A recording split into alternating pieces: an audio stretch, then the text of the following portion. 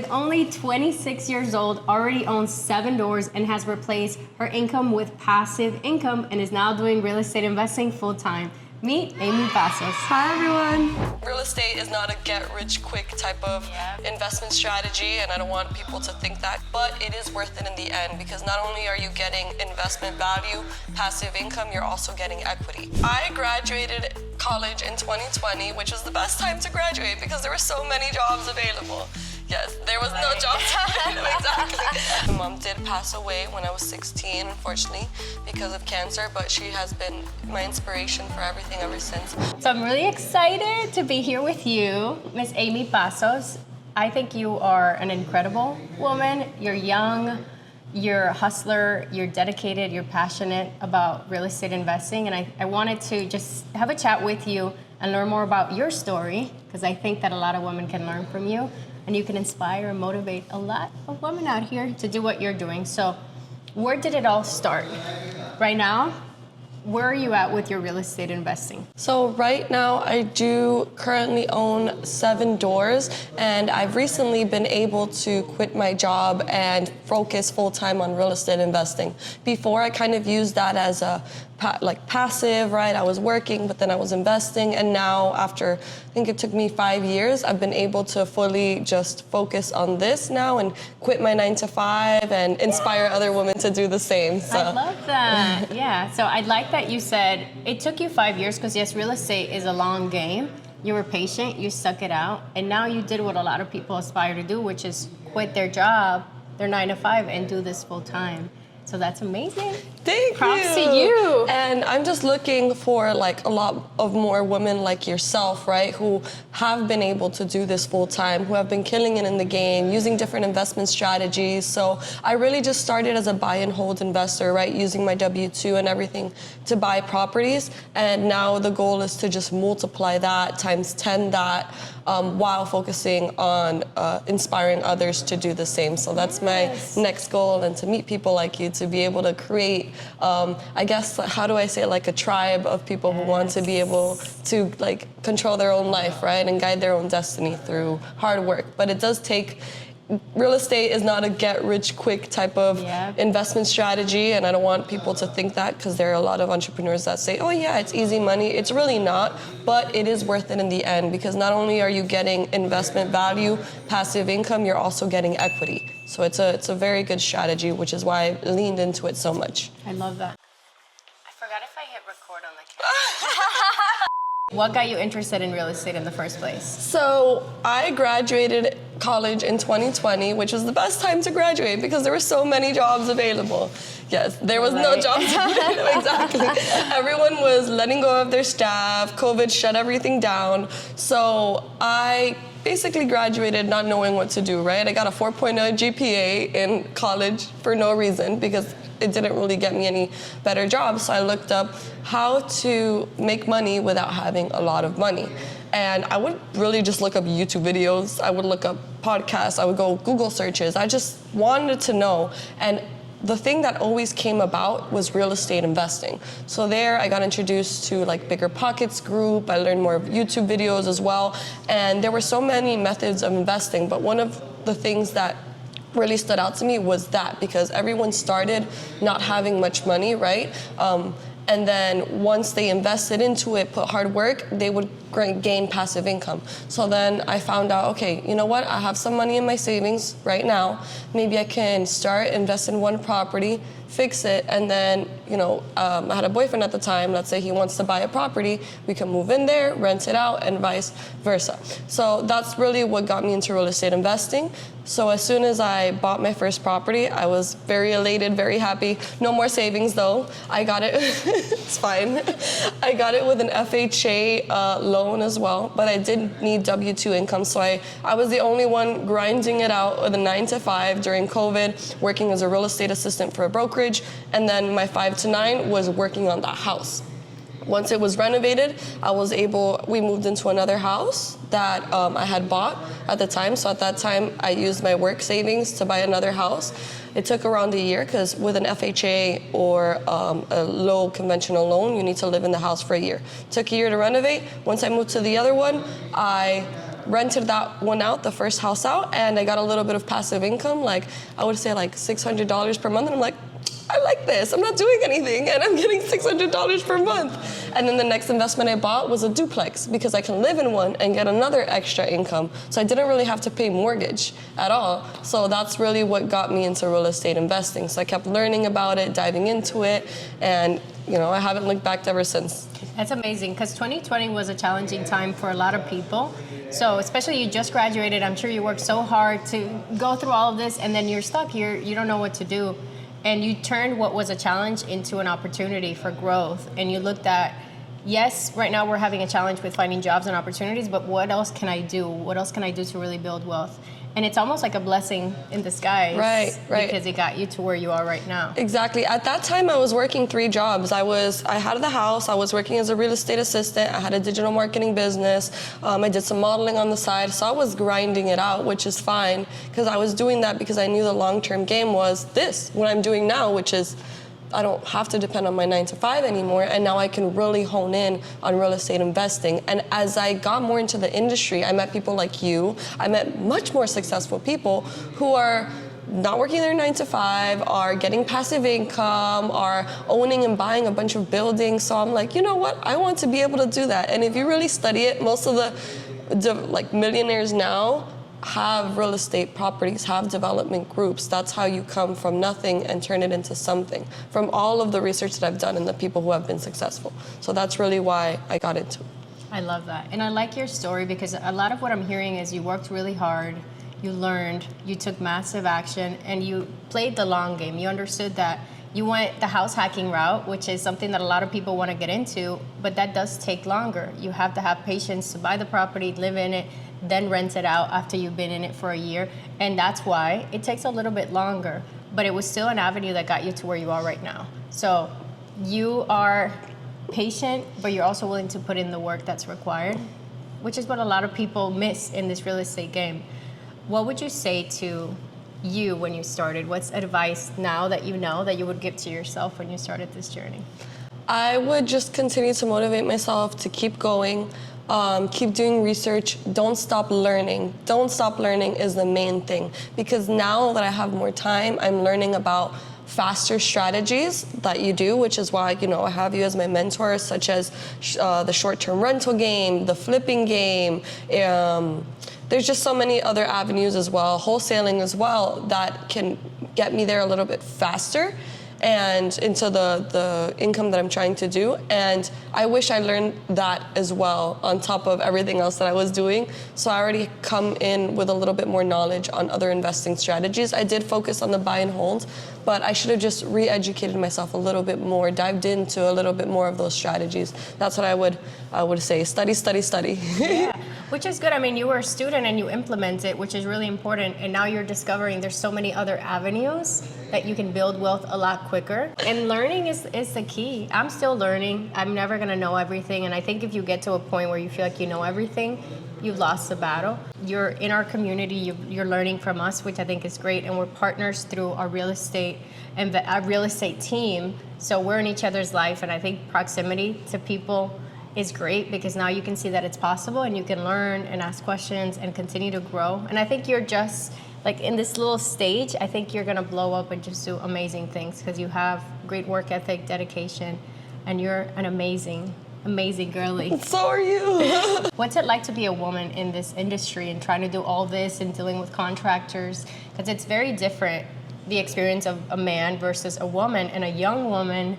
So tell me what that was like for you. So you get very overlooked as a woman because they don't really think, they don't think that you know what you're talking about, right? They see you and they're like, oh, yeah, let's upcharge her, right? A lot of contractors as a woman try to upcharge you because you would know the simplicity of the work, right? You just can't do it. Like, for example, with electric, I'd rather not mess with MEP, which is mechanical, electric, plumbing. So I always outsource that, and I advise everyone to outsource that. But I know the quotes of, like, for example, changing a toilet. Like, I can do that myself. I know the quotes. It shouldn't be such an upcharge. So I always get 3 different contractors to talk to, and if they all upcharge me, you just tell them, look, I know how much this costs, I can do this myself, I'm trying to hire you. So you have to really tap into like your masculine energy there, because you need to show like you know what you're doing, you know what the prices are, and you just really have to just it's a continuous negotiation for us, I feel.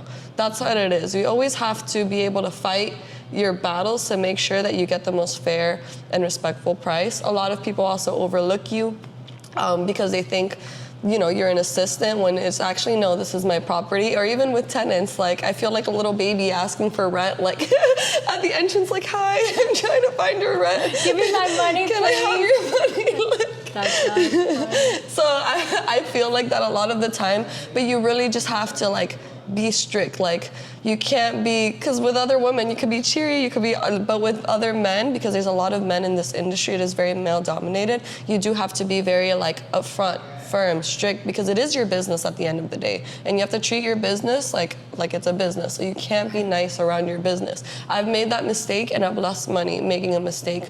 Trying a lot of empathy is good, right, in sales, but sometimes you can't have too much empathy, and that's something, because if you have too much empathy, people take advantage of you in this industry as a woman. So that's something that I've learned, and I'm still, you know, learning as well. But even you have to change your voice, a little bit of like a stricter tone. You can't be so lenient either. Again, treat it like a business is always what you have to say. So tap into your masculine energy so you can have feminine returns. You know, we've had conversations about feminine and masculine energy, and I think we want to tap into both. And there's certain times when that feminine energy is really going to serve you. For example, in sales conversations, when you're connecting with a seller, I think the tone that women have and the way we communicate and how we are just more empathetic, we're going to connect with sellers more, especially someone that's in a high distress situation.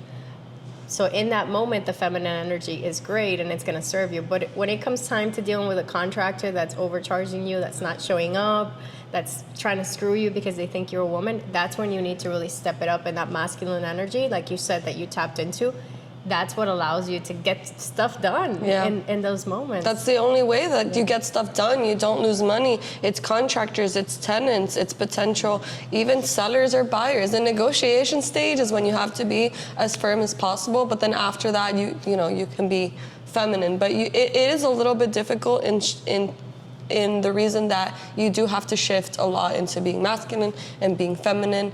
But it's fine. I think any woman can do it. I think I want more women in this industry because I think that, when women come together, we basically could run the world. Like, there wouldn't be as much mistakes. There would be a lot of perfectionism. There would be a lot of truth. So I really want more women in this industry also to take control of their lives, right? Like, so that's why I'm trying to create like a community, and I'm trying to teach other women to invest in real estate. What are the first steps so they're educated? Because as women, we do overthink a lot and overanalyze.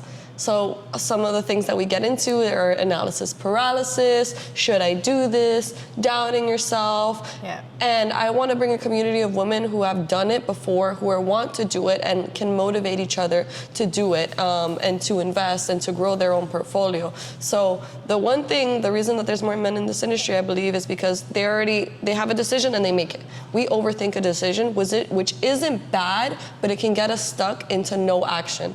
We're trying to motivate women to take action, deal with these problems, and eventually grow their portfolio. And you grow yourself that way too. Yeah, decision making, right? Mm-hmm. Yeah. And I think it's because, even from my experience as women, is we want to do things right. So that's really important for us. And I think that was ingrained in us as growing up. You're not allowed to make mistakes. You have to look pretty. You have to be done up. You can't speak up. You can't do this. So I think we grow with that. And then as adults, it's hard to brainwash yourself out of that and understand that the reason why a lot of men are in those positions is because they make decisions quicker. Mm-hmm. And a lot of times when they were growing up and making mistakes, it was almost like, oh, brush it off. Right. It's okay. So I do believe women have a lot of pressure growing up to be a certain way or look a certain way. Very true. And as you grow up and you become an adult, I think that women do have a lot of pressure growing up to look a certain way, speak a certain way, and we are not allowed to make as many mistakes. Right. Versus men, it's okay. You fall, you get up. So it's a different culture. And men do make decisions quicker because they're okay with making a lot more mistakes. Right. versus women. I mean, even when you get into, and now we get into really specifics about body image and things like that, women have to look a certain way. Right. They have to have their makeup on. We're criticized a lot more. So that stays with you as an adult. I've done a lot of inner work to overcome that, because when you're in a space like you were, that you want to elevate and grow up and be a better version of yourself, you got to leave all that stuff behind. Yep. And having that awareness around that. So yeah, I think that's really important. And I like what you're trying to do, empower women to be just like you. What would you say is next for you? Where do you see yourself in the next So in the next couple of years, what I would like to do is want to invest in bigger deals, right? So I want to be able to invest and have syndications with partners like yourself, partners with experience into apartment complexes, larger multifamily. I want to develop and build these types of larger deals to continue and increase my passive income stream while teaching others to do the same. So now that I've kind of mastered the buy and hold game, okay, I can teach others to do the buy and hold game. But I would like to grow, and I would like to 10x what I currently have within my business. So I'm basically talking to partners, talking to investors, looking over deals, analyzing different types of deals to be able to invest in bigger deals with other people, start development groups, and then teach other women to do the same. So as I learn, I want to teach others just like you're doing as well. That's awesome. Yeah, you're learning from me. You can learn other people. I learn from you. I mean, I think you have a lot to give and a lot of value to bring to other women. So I'm glad that you're putting yourself out there and sharing your story. It's incredible what you've been able to accomplish. You're 27 years old. You have 7 doors already. You've replaced your income with passive income, which is a dream that a lot of people have.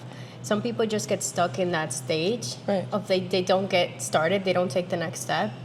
Why do you think that is? That people just stay here stuck in analysis paralysis? Well, I think it's just a lot of self-doubt. I think you doubt yourself a lot, right? You're like, what if it goes wrong? I feel like people think, what if? What if it doesn't rent for hire? What if I can't renovate it? What if it's so expensive to renovate? What if? So that's why I think they also don't have enough information, right? They feel like they're looking through Google, they're looking through different sources, and they're like, you know what, I don't know too much about this. So that's why I created that academy, because I want people to make the most informed decision, because an investment, at the end of the day, it's not like you're buying a toy, it's not like you're buying a computer. It's a big purchase, right? It's something that's large, it's something that takes up a lot of your savings. It's not even a car, at least it appreciates in value, is what I like to say. At least it appreciates, right? So people don't know how to get started, they get intimidated. There are a lot of people in the industry too who try to take advantage of people without knowledge. So I think that it's that they just don't have enough information.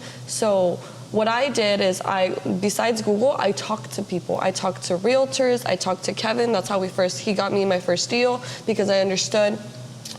He was telling me what I should be doing. I talked to other investors as well. So I just kept gaining as much information within people in the space to then make my informed decision. And that's why I took a step forward, because I was informed. So I feel like a lot of people lack that, which is why it's very important to teach people about how to invest, what the steps are, what type of loan options you have, right? What type of rates, how you can negotiate with lenders regarding points, how you can negotiate with buyers, with sellers. So that's why I created an academy, to be able to help people make informed decisions. But I think that's one of the things, they don't have enough information out there, or it's information overload. That's true. I could see that. And I appreciate you actually putting out your knowledge into an academy that people can tap into and learn from, because now you're giving back and helping you 3 or 4 years ago take that next step and make that decision. Yeah, so I really liked the fact that you said you asked a lot of questions, you got around people that were already doing it, and you figured it out. Some people get stuck on the information stage, they don't understand it, and for some reason, maybe they don't want to bother people, they don't ask questions. Right. And that keeps them from being able to take that next step. Exactly. You're like, who can I talk to that's right. gonna I need it. I was like, I need to get out of, so I don't come from money, right? I didn't have any influence that has done this before. I mean, my boyfriend's dad did do that, and he was an investor. One of the things, I love his house. When I met him, I'm like, what did you do?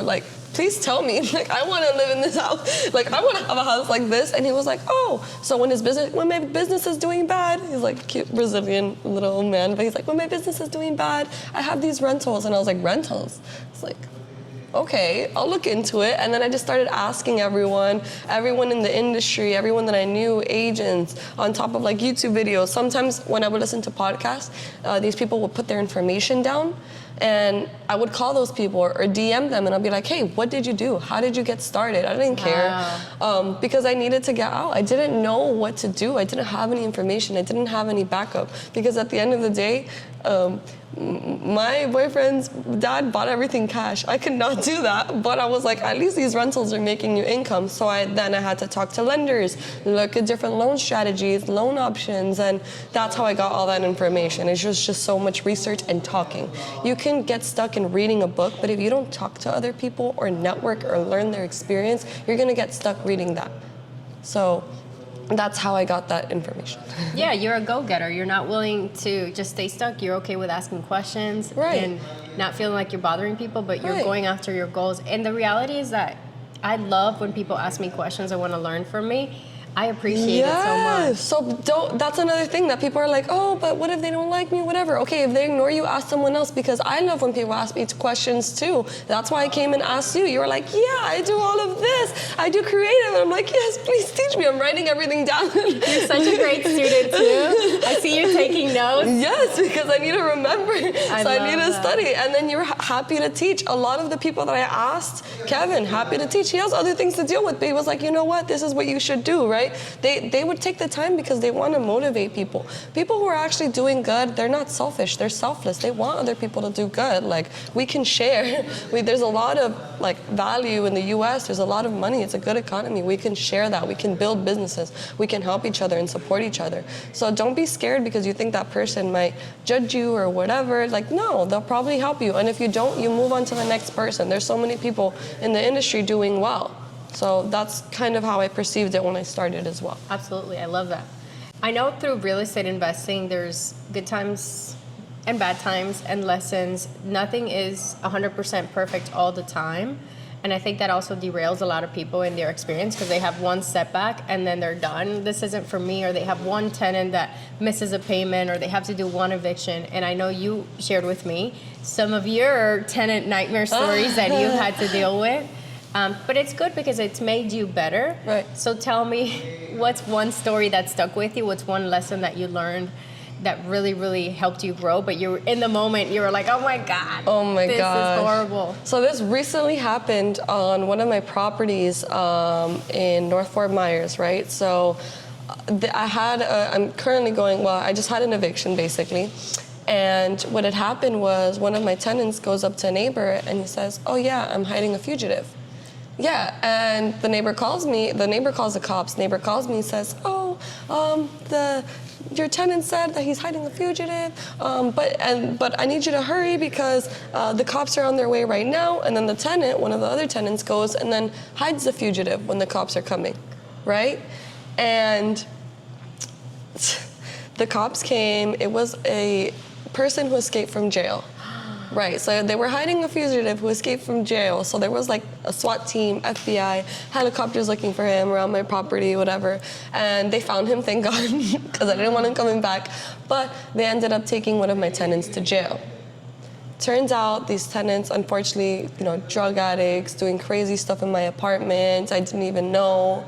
And I had to tell the other tenant to like, hey, look, on this clause, one, you need to have in your clause, in your rentals, make sure there's no illegal activity, because a lot of the times you don't know who you're talking to. And I gave them a chance because I saw that he got a new job. Like I was empathetic towards them because they said, look, we've had one in the past, an eviction, but this is the reason. I talked to the landlord, checked out, talked to their employer, checked out, and then I gave them the opportunity. Then this happens. So it's like, you can't be so empathetic, and that's something that I learned. You can't be so nice. I want to be nice to all my tenants, right? But I can't, because then they take advantage of me, which is why it has to come with like that strong mindset. Like, you know what, I'm sorry, you have a past eviction. You just can't go into my property. I'll be nice with pets. At that point, I'll let pets come in. But with evictions or like something fishy, like I can't let it by, even if they're employed, right? So that just taught me to pre-screen my tenants better. And not only that, but you're gonna have to be very strict on your rules, right? That's why big corporations have specific set rules as to when you need to pay, what is considered illegal activity, and that's it. If not, you're out. But when you're at first like a single landlord, and when people say, what is it, owner-owned landlords, they try to take advantage of that. So watch those red flags when they're like, oh, only look for owner-owned landlords. I forgot what it's called, when they own the property and it's like personal. So that's just something that I learned. I had to tell the guy, look, you need to get out. I see that you're doing drugs on my property. Like, I'll give you the 3-day eviction. Thankfully, the other guy cleared it out, but when the one guy goes out of jail, he wants to go after me for the rental, and the deposit, which unfortunately I have to keep because they completely broke the lamps of the apartment, everything, and had to go back, clean it up, clean blood from the floor, throw some needles away, and then on to the next one. The nerve to ask for their deposit too. Like, come on, dude, you were fugitive. There's a fugitive here in my house. You're doing drugs in my house. The SWAT team came, and then on top of that, you have my property, like, disgusting. Yeah, no, you're not getting your deposit back.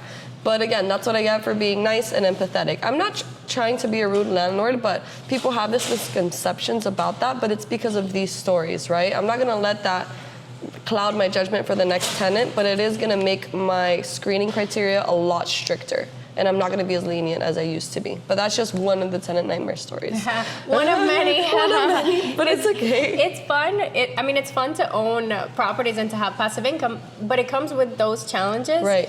And you just have to go through it, get better. Sounds like right now going through that crazy experience. I haven't had to deal with that myself. Thank God. Let me know. I'll be able to help you. I'll tell you what to do. Hey, I got a fugitive in my property right now. Tell me the steps, 1, 2, 3, 4. It made you better though. It sounds like you were doing business a certain way, and then you realized I have to be more firm with my screening process and who I let in, which not to your detriment, because you were doing the right thing by giving them a second chance and letting them in. But there's a reason why they have that history. Right. Something happened, and you learn, like, even though people change, it's important to just have your own personal rules for your peace of mind. Because you don't want to be dealing with things like that. No, and I did have a tenant, or I do have one that, like, I gave a second chance. She did have a prior eviction, but it was because the other person didn't pay. Single mother, pays my rent on time, awesome tenant, never has problems. So that's what kind of, gave me the, like, you know what, if she's doing great, other people can too. But I can't be that lenient anymore, unfortunately. But I did want to ask you a question. What's going on? Because you just have so much information, like, and you're so knowledgeable, and I definitely, you're one of the women that I aspire to be, so I'm just happy to be in your circle. You're so sweet. But I wanted to know, what would you tell, like, your younger self, like, when she started? Like, what is advice you would give her? Yeah, that's a good question. Like you said, don't overthink everything so much or overanalyze. I'm really hard on myself, but because I'm so driven and I'm very passionate about what I do, we talked about it, we have very similar upbringing, similar personality styles. I want to do really good, and it comes from that perfectionism. I want to be really good, and I don't want to make mistakes, and that just made it a lot more difficult to grow quicker, because right now I've been doing this for so long that I understand the quicker you can get to making these mistakes, the faster you're going to learn.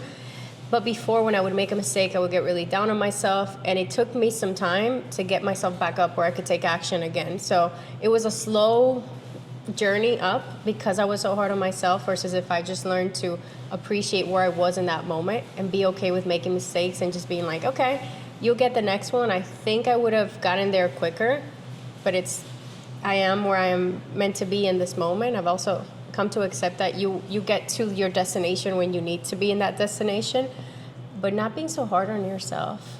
And there's no rush to get to the finish line. Like, where is the finish line? It's an imaginary thing. We want to get there quicker, and I've come to realize when I get to that specific goal, then there's another goal, and then there's another goal. That's so true. So moving at a pace where you're enjoying every step of the way, you're giving yourself grace when you make mistakes, and you understand that it's always going to keep evolving. The finish line is going to get there.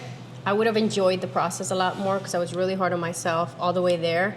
And then once I got there, we're back at square one because now we have another goal that's bigger. So not being hard on yourselves. Women tend to do that. Yeah, I was thinking that because what is the rush? Why are we rushing ourselves? And I thought when you said that, I'm like, I do rush myself, but what is the rush? No, that's great advice because we always are so hard on ourselves. Like, oh, what did we do wrong? Or something happens, it's our fault, right? Like what we could have done better, and then does a bunch of research on that topic, and then doesn't move forward because they're doing so. It's a lot of overthinking, like what you said, and not being hard on yourself. It's a mental game because even before you start investing, you're hard on yourself to invest. Like, what if it doesn't go right? And yeah, you know what? Sometimes it doesn't go right, but how do you move forward from that, and what do you learn from that? Is a type of mentality I'm trying to implement because, like what you said, I'm right now laughing about the eviction of the hidden fugitive, but like at the moment I was like about to tear up. I was like, yeah, what do I have to do? No, it's okay to be vulnerable, and it's tough when you're in that moment. No one's laughing about it when you're going through a challenging situation because it's money that you're losing. You don't know the outcome, so that uncertainty. Or the next steps. Yeah, I hate that. I hate it's a new thing. What it does, though, it does show you that you can go through hardships and come on the other side. So now you're a better person because of it, and you can help other people and teach them, look, this is what I went through. These are the lessons that I learned. Until you're in it, it's very easy to read a book or watch a training about going through a difficult situation. But until you're facing it yourself, the lesson's not going to stick. You have to be in it, emotionally in it, for you to really learn from it and grow. So it sounds like it was a tricky situation, but you came over just a tiny bit. You came over better on the other side. So, and I want people to learn more about you because I think understanding where you come from is a big part of who you are today and why you are so committed and so driven. Where did it all start? Tell me a little bit about your background and your family.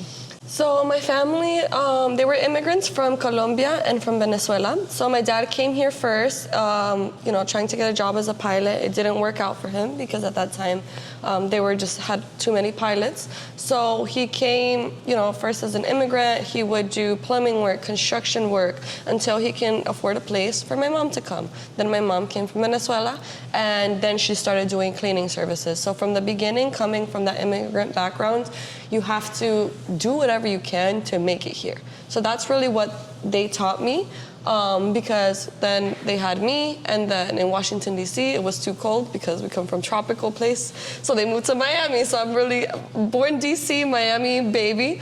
And there, they did different types of businesses, and I would help them with it. I was like 5 years old, helping them sell like ayacas, which on the street, or like passing out business cards. Like, I love that. Like, what is it called when you're door knocking? That has been a thing for me. Like, I did with no payment either. I guess. Right, 5-year-old. Hello, would you like these bus services? So they did anything. They would sell ayacas on the street. They would do construction, any garage sale, anything that we could sell off. And then they had like a transportation business, right? So they could be with us more. So they would have a bus business that would drive us to and from school, so they could be with us more and spend the summers with us. And then in summers, they made summer camps. So they were very, very entrepreneurial.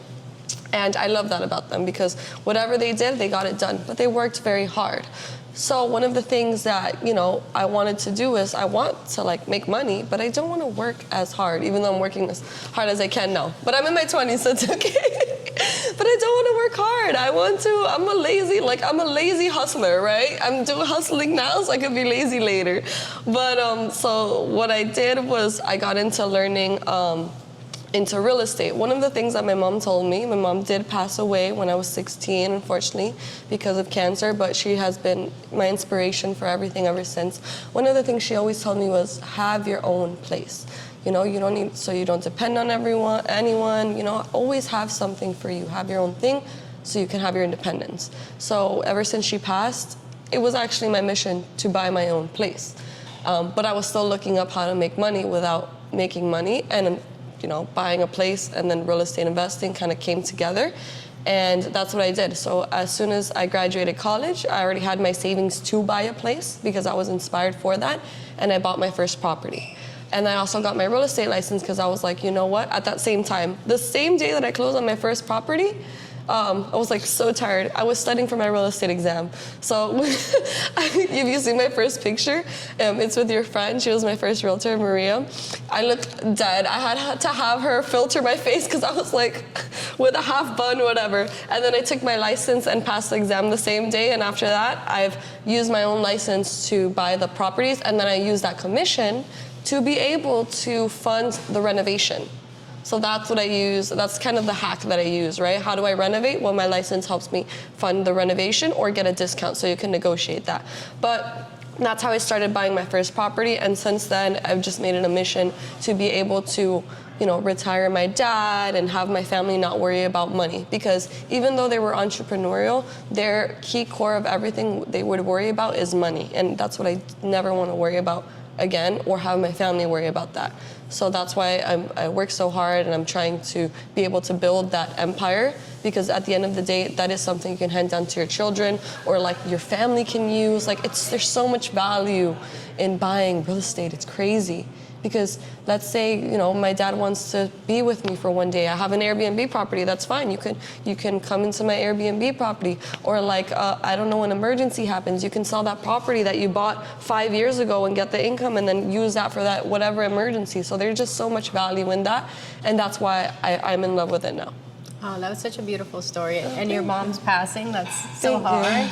Yeah. It sounds like that was a driver for you to push and do what you're doing right now. And I'm sure she was amazing. No, she was awesome. Yeah. A whole fighter, definitely till the end. And, it's been hard not having her guidance, but I've gotten a lot more spiritual too, because in a way it's like, I don't think these opportunities are coming to me like just because they are. I mean, I'm also working for them, but I feel like I'm praying about it. And I don't mean to get spiritual, but like, it helps. I feel like I can hear her and I kind of see what she wants for me. And I think it's this. So that's another reason that kind of motivates me as well. And connects me to also people like you. That's beautiful though.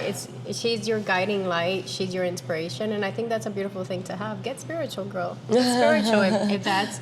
It's important to have a strong foundation of something, right? Whether it's God, whether some people believe in the universe, right, and Buddha, just something that is there with you. You're walking that path, but you're always being supported, and you have that through your mom and through your beliefs. So I think that's a beautiful thing. And now we're gonna do so many amazing things together. I'm so excited. We're actually just partnered through EXP. Yes. So I'm really excited to have you as part of our team. So tell me a little bit about that. What made you decide to switch? And just tell me more. So the reason that I switched, besides you and your awesome guidance, because I was like, no, I'm going wherever Denise going. I'm gonna follow her because, awesome. Not because you're awesome. Like, you have no idea how much you inspire me. I've always had... so sweet. I've always had men mentors, right? Because like I said, it's a very male-dominated industry. Business in general is very male-dominated. I've gone to so many conferences, and like the first time in forever, the girls' line is so much shorter. We get out of there. The bathroom line, that's so funny. The bathroom line, that's what I mean. The bathroom line, you get in and out, right. And the men, there's like 10 There's like 10 people. That's the only benefit to going to these conferences, right. That there's less people in the line to go to the bathroom, but other than that, yeah, 100%. So it's great having male mentors. I feel like that's the reason that like I have a lot of like, I don't know, I've been told like masculine type of traits when doing business. So that's great, but it's harder they don't experience the same thing that women do, which is what we talked about. So when I saw you within the industry, you're like, tiny but mighty. I was like, yes, I want to be like her. I want to learn from her. So besides that, I know you told me, and I told you passive income is very, very important for me. So you told me something about, EXP gives you the opportunity to have that passive income. So that's another reason that I liked it, because it's like, if people are learning from us and joining us, and then inviting others to continue to join and learn different types of real estate investing, learn different types of ways to gather leads, learn about creative finance, and just learn, because as you know, I'm a nerd, and I feel like it's pretty obvious now that I like learning, right? So the fact that you guys provide these events, these lunch and learns it's a huge benefit for me, on top of the passive income, and the fact that I can get, I think it was like I can be part of the company, right? So I can get a specific, I think it's a stock within the company if I make money. So I like that too. I like any form that generates me more passive income. I am into it, and if I can learn, I'm into it, and if I can learn from someone that I like, yeah, there's not a reason why I wouldn't join. So that was pretty easy, like, joining in for me. That's why I joined EXP. That's awesome. And now you can inspire other women. And we're very aligned with our mission and our purpose. In what we want to do is we want to get other women investing in real estate. We want to show them that it's possible, because when they see it in us, right, it's going to push them, women overall, and then also other real estate agents, help them get more into this side of real estate. Into this side and build I mean, look, when I started, I was a real estate agent and I had a W-2 job. And again, I would use whatever my license that I would have for profits when I invested. Or if someone just wanted to look for a rental, someone in my family, that's another way of generating passive income. That was just, oh yeah, I need help with a rental. Oh yeah, I need help selling my house. And they just know me. All right, here, that's fine. I'll help you. But again, I wasn't dedicated full time, but it was a nice little revenue generator for every year. And now I can focus on it full time. But again, it's not bad to have a W-2 and have your license. And honestly, we're in Florida. We got to hustle, girl. So for the life we need. It's an expensive life out here in Florida. It's nice. We see all the TikToks and the reels. But girl, they have like 4 jobs. Yeah, no. So thank you for taking the time with Miss Hamie Passos. I'm really excited to be building things with you. Me too. And I'm excited to see your growth. Thank you for taking the time. Me too, and I'm excited how we're going to grow together. Yes. Thank you. Shit, Kevin's blowing me up. Did it record? No, just kidding.